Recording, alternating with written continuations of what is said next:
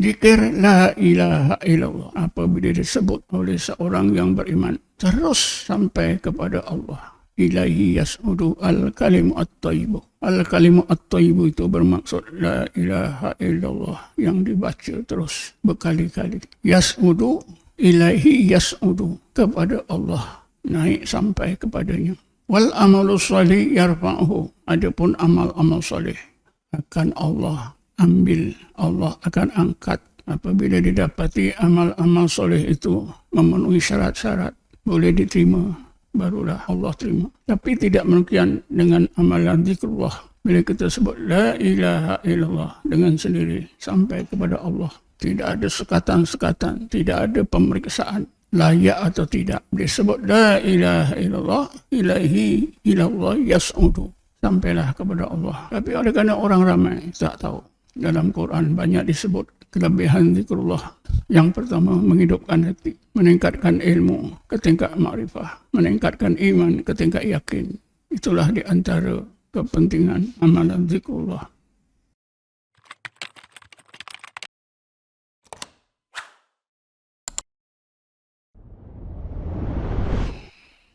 Di dalam Quran, Allah telah ajarkan kepada orang-orang yang beriman khasnya berbagai-bagai ilmu. Khasnya ilmu yang berkaitan dengan mengenal Allah Subhanahu wa Ta'ala. Begitu juga ilmu yang berkaitan dengan kejadian alam, kejadian diri kita. Tapi malangnya umat Nabi Muhammad di akhir zaman ini tidak ambil peduli, sehingga ilmu yang paling asas yang sepatutnya mereka tahu, mereka pun tak tahu.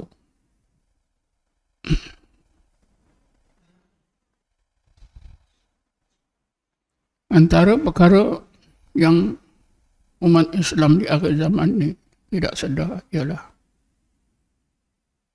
setiap diri manusia itu dikurniakan oleh Allah dua pandangan. Tapi yang disedari oleh orang ramai hanya satu pandangan saja, iaitu pandangan mata kepala. Sedangkan yang satu, pandangan yang satu lagi, iaitu basirah, pandangan mata hati. Mereka tak pernah pelajari, mereka tak pernah dengar, sampailah mati.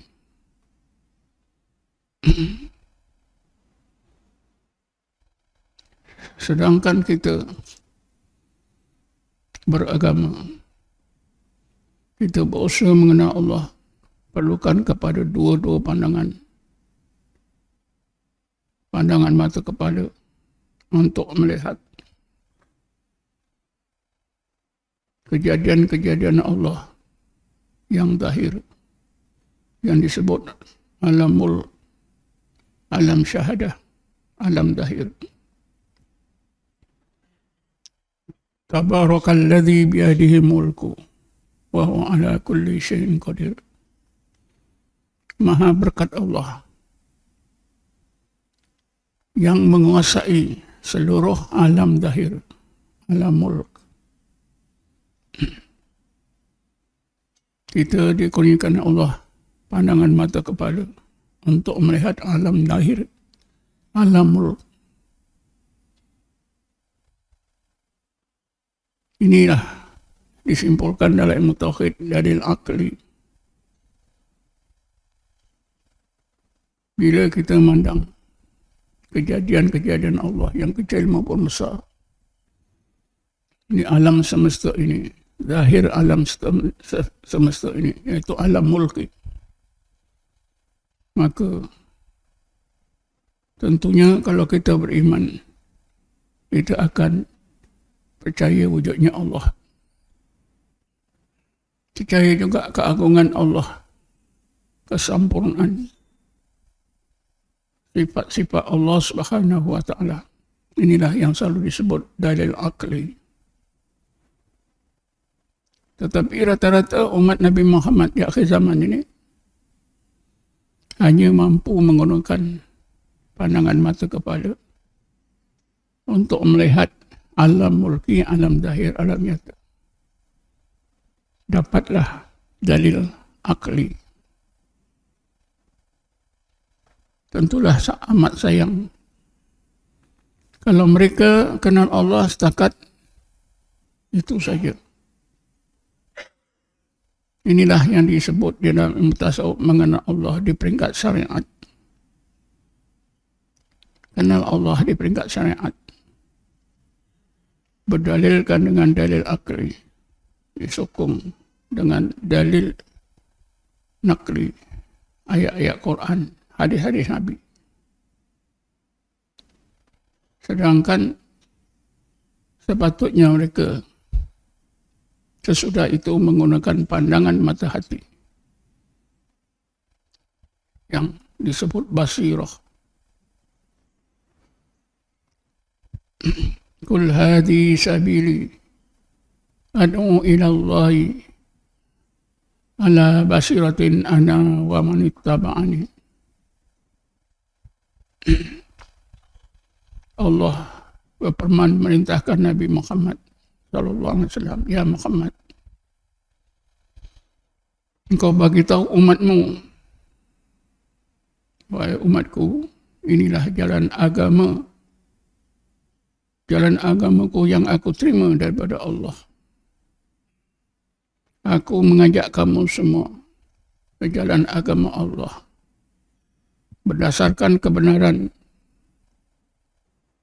yang memang dapat disaksikan oleh pandangan mata hati, basirah, oleh diriku sendiri, mata hatiku sendiri, dan mata hati mereka yang ikut aku.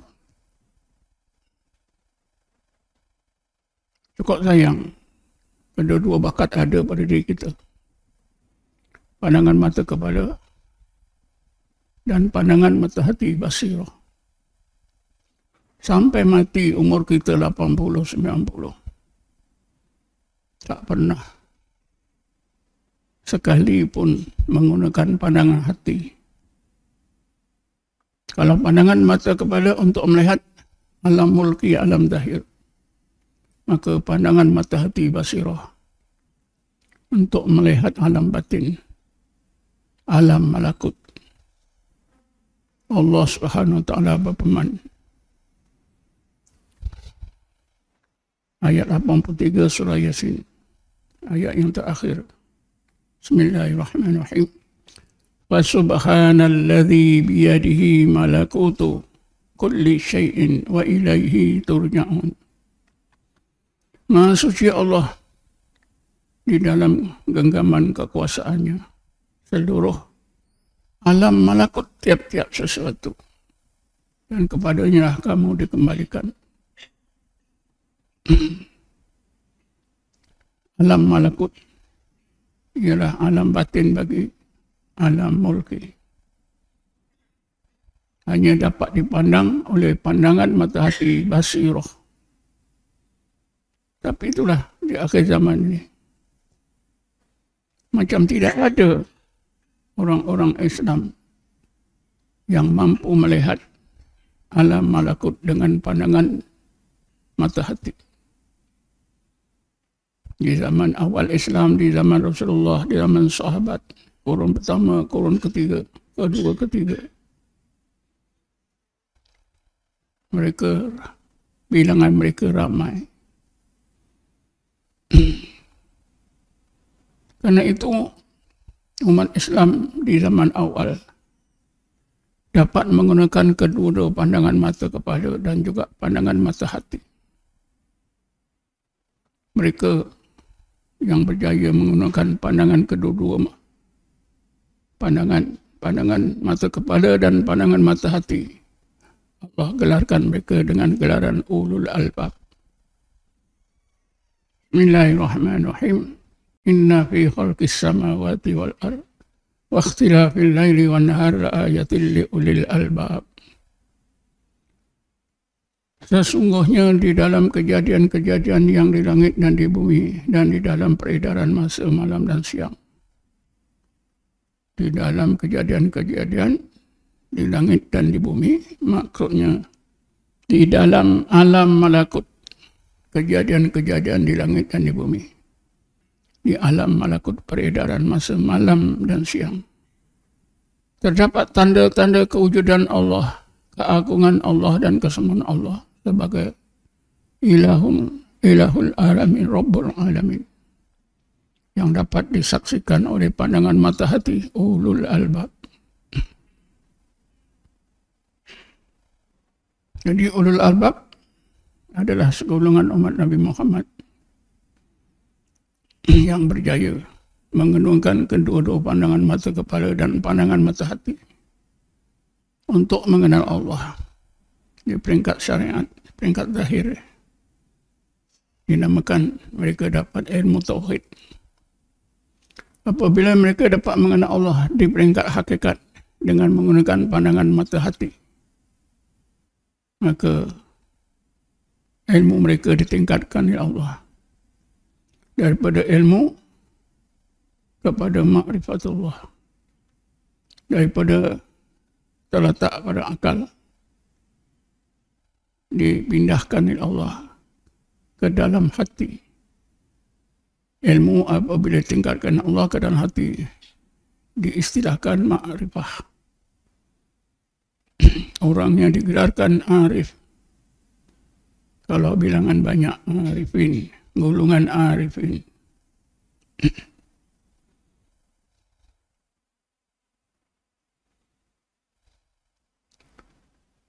Disinilah lemahnya umat Islam di akhir zaman. Karena dari segi ilmu, hanya mereka ada ilmu zahir. Mereka tidak punya ilmu hakikat. Hakikat mengenal Allah. Mereka tidak dapat. Mata hati mereka mati. Mata hati mereka buta. Jadi bagaimana umat Islam boleh jadi umat yang utama, yang hebat? Umat sebaik-baik umat manusia. Tentulah hilang sifat-sifat apa yang Allah sebut dalam Quran. Kuntum khairu ummatin. Kamu adalah sebaik-baik umat. Title sebaik-baik umat dah hilang. Wa kadzalika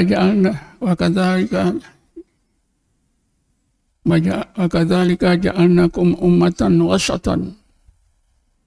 Jadikan kamu sebagai umat yang terbaik.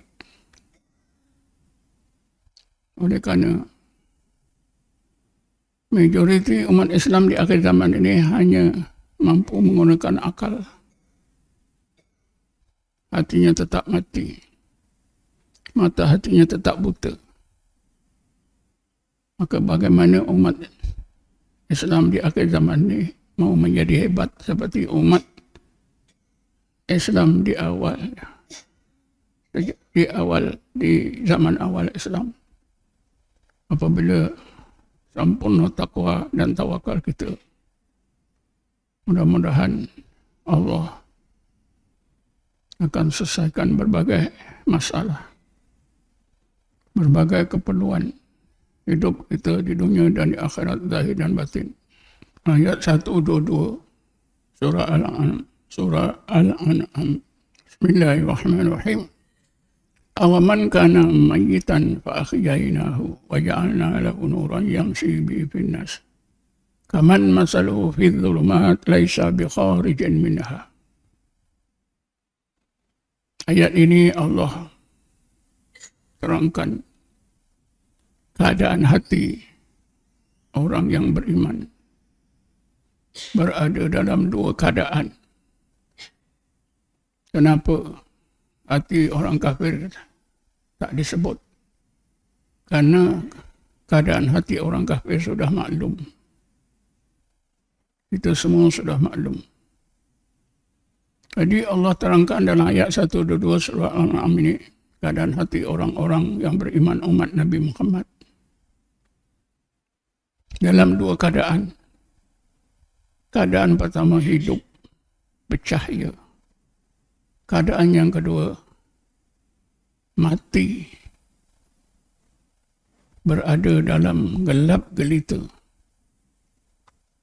Awaman kana mayitan fa ahyaynahu wa ja'alna lahu nuran yamshi bihi fin nas. Adakah orang yang hatinya mati lalu kami hidupkan, sesudah kami hidupkan kami lempahkan ke dalam hati yang hidup itu nur. Hati yang hidup dan bercahaya itu menjadikan orang yang mampu menimba ilmu dan menyebarkan ilmu kepada masyarakat manusia. Adakah orang seperti ini sama dengan orang Islam yang hatinya tetap mati? Tidak diberi cahaya oleh Allah, berada dalam kegelapan yang tidak boleh bergerak sama sekali di dalam kegelapan itu. Adakah sama hati yang kedua ini dengan berbanding dengan hati yang pertama? Jawabnya tak sama. Jadi di akhir zaman ini hati umat Islam banyak yang berada dalam kegelapan, mati, tak hidup, berada dalam kegelapan.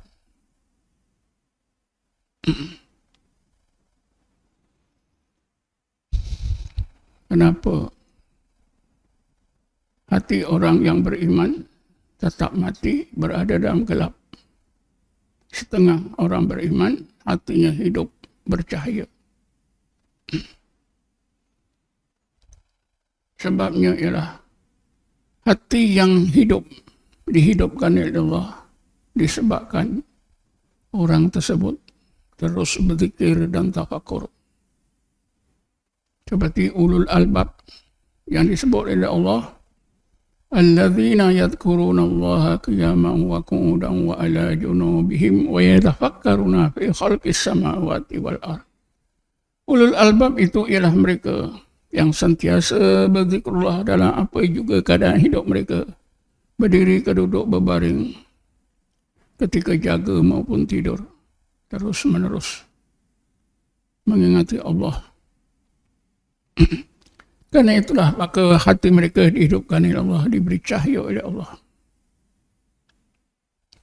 Adapun orang-orang Islam, orang-orang mukmin yang hatinya tetap mati, berada dalam gelap gelita,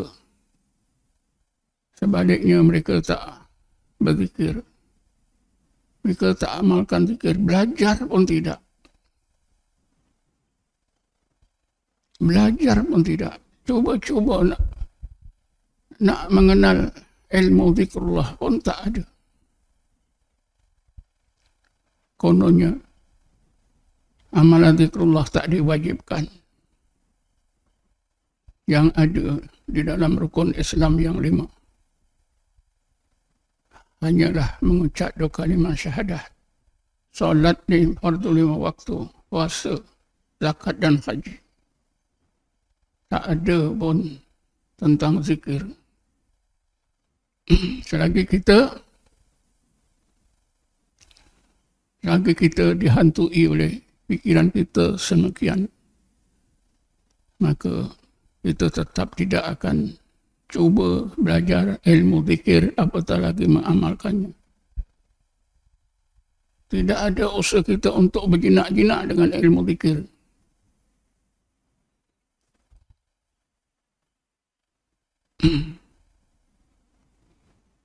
Sedangkan ilmu zikir inilah amalan yang terus diterima oleh Allah Amal-amal soleh kita diterima oleh Allah, diperiksa oleh Allah terlebih dahulu. Adakah layak diterima atau tidak? Tapi amalan zikir, bila kita lakukan secara otomatik terus sampai kepada Allah. Surah Al-Ahqaf ayat 16. Bismillahirrahmanirrahim. Ilaihi yas'udu al-kalimu at-tayyibu wal amalu as-salihu yarfa'uhu.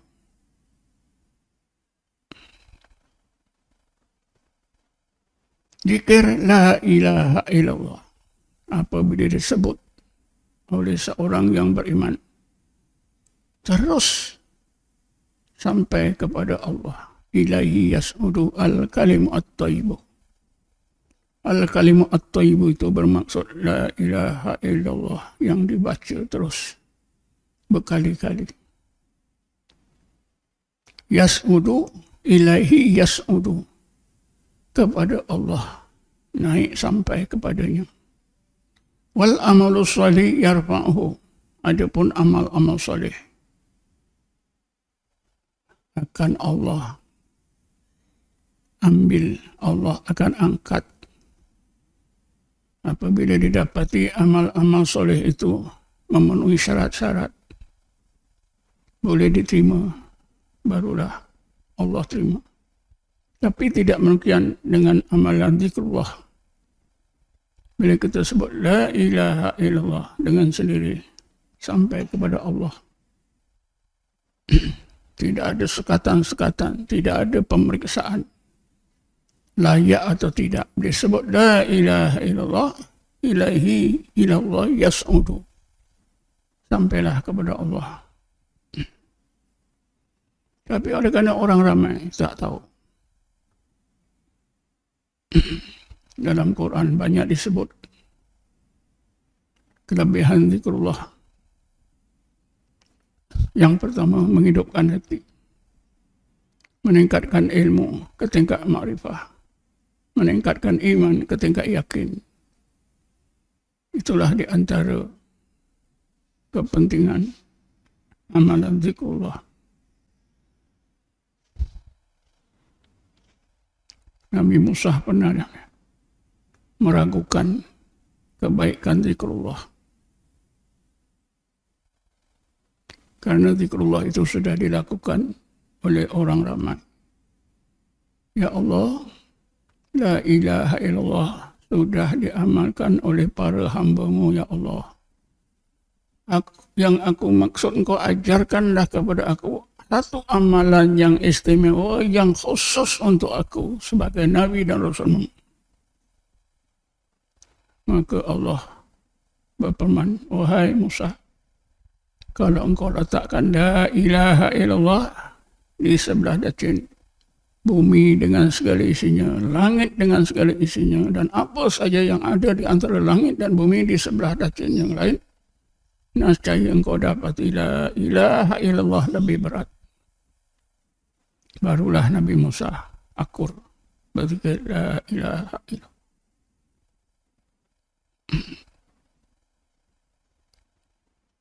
Adakah kita perlu lagi dalil-dalil lagi, berbagai dalil lagi selain daripada hadis qudsi ini yang telah diterima oleh Nabi Musa? Karena itulah Nabi Musa yakin terus beramal dengan la ilaha illallah. Itulah ditegaskan oleh Rasulullah SAW, afdalu ma qultuhu wan nabiyuna min qabli la ilaha illallah. Sebaik-baik, seabdal-abdal yang aku sebut dan nabi-nabi sebelum aku sebut ialah la ilaha illallah. Dalam Quran banyak ayat-ayat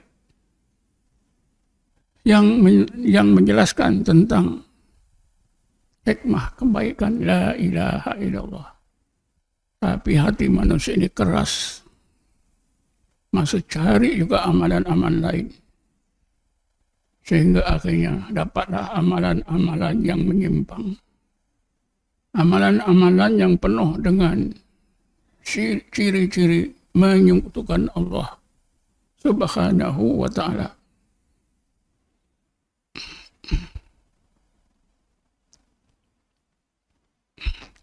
أعوذ بالله من الشيطان الرجيم. بسم الله الرحمن الرحيم. والصلاة والسلام على أشرف الأنبياء والمرسلين سيدنا محمد وعلى آله وصحبه أجمعين. اللهم اغفر لنا وارحمنا، اللهم اغفر لنا وارحمنا، اللهم اغفر لنا وارحمنا، ولآبائنا لأمهاتنا ولذوي الحقوق الواجبة علينا وللمسلمين والمسلمات والمؤمنين والمؤمنات برحمتك يا أرحم الراحمين. اللهم اقسم لنا من خشيتك ما تحول به بيننا وبين معاصيك، من طاعتك ما تبلغنا بجنتك، ومن اليقين ما تهون به علينا مصائب الدنيا، ومتنا بأسمائنا وأبصارنا وقوتنا ما أحييتنا، واجعله وارثا منا، واجعل ثأرنا على من ظلمنا، وانصرنا على من عادنا. اللهم لا تجعل الدنيا أكبر همنا ولا مبلغ علمنا، ولا تسلط علينا ما لا يرحمنا. ربنا آتنا في الدنيا حسنة وفي الآخرة حسنة وقنا عذاب النار. ربنا آتنا من لدنك رحمة وهيئ من أمرنا رشدا. وصلى الله على سيدنا محمد النبي الأمي وعلى آله وصحبه، والحمد لله رب العالمين.